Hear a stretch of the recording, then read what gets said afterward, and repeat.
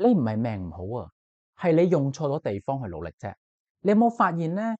有啲人係咁努力咁做嘢啦、學習啦、去投資啦，但永遠咧好似原地不動，冇喐過咁。唔係你唔夠努力，而係你一直喺錯嘅軌道上邊咧去加速啊！就好似一架車，如果個方向錯咗咧，你踩行嗰個油門，你踩再深，你未行越遠咯。離你真正想要嘅人生咧，越嚟越遠啊！好多人一世咧都喺度解決緊表面出現嘅問題，例如錢唔夠呢個表面嘅問題，跟住就搏命去賺，關係唔好，於是就去討好對方。我事業咧卡住啊，唔夠順啊，於是我就學好多新嘅技能。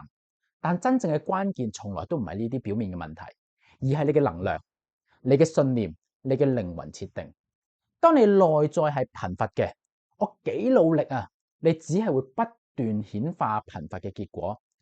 當你嘅頻率係錯嘅，機會嚟咗你都捉唔住。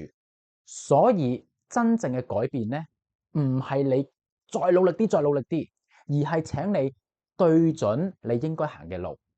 當你行喺啱嘅路上邊，你會發現好多嘢自己唔使好努力。咦？點解好自然咁發生嘅？咁多好運嘅咧，咁多好事出現嘅咧？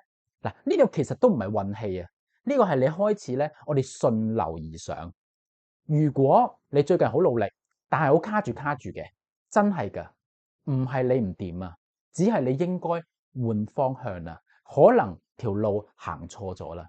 當你條路順嘅時候，能量順嘅時候，頻率啱嘅時候，你就算行一步，你都係向前咗好多。